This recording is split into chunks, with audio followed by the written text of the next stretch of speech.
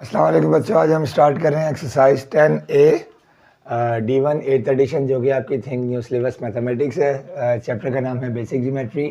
अच्छा, chapter exercise start करने से पहले हम आपको कुछ एंगल्स बताना चाहेंगे और ये आप बचपन से पढ़ते आ रहे हैं। लाइक फर्स्ट है एक्यूट एंगल, जो कि लेस देन 90 डिग्री होता है और इसकी डायग्राम कुछ ऐसी होती है।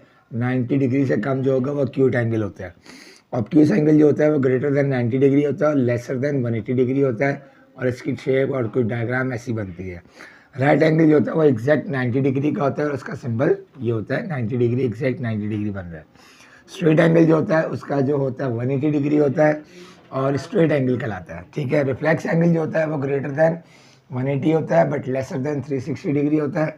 और ये एंगल, अगर आप कोई भी एक एंगल एक्यूट बना के बैक साइड का जो एंगल होगा वो रिफ्लेक्स होता है। उसके बाद कॉम्प्लीमेंट्री एंगल। कॉम्प्लीमेंट्री एंगल की डेफिनेशन होती है बेटा, when the sum of two angle is equals to 90 degree, तो it is called complementary angle. और इसका डायग्राम मैंने बना दिया। 90 डिग्री बना के बीच से आप दो कर लो, 45 कर लो, 30 60 कर लो, यानी एग्जैक्टली 90 डिग्री होना चाहिए।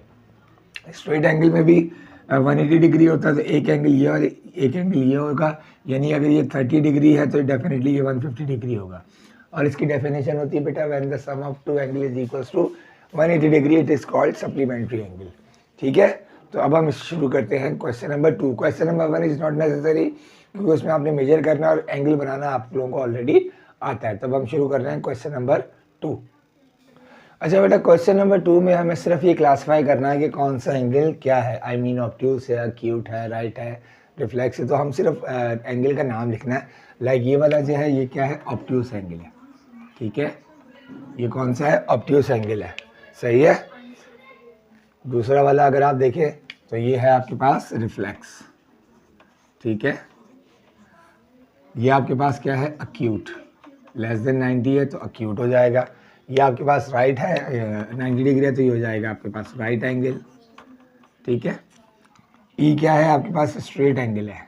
एग्जैक्टली आपके पास क्या है, 180 डिग्री है तो ये स्ट्रेट एंगल है। ये 181 है तो डेफिनेटली ये क्या हो गया, रिफ्लेक्स हो गया। जो भी, यानी अगर डेसिमल का भी फ़र्क होगा, 180 से ज़्यादा है तो वो क्या हो जाएगा, वो हो जाएगा रिफ्लेक्स एंगल। 89 है, ये आपके पास आ गया एक्यूट।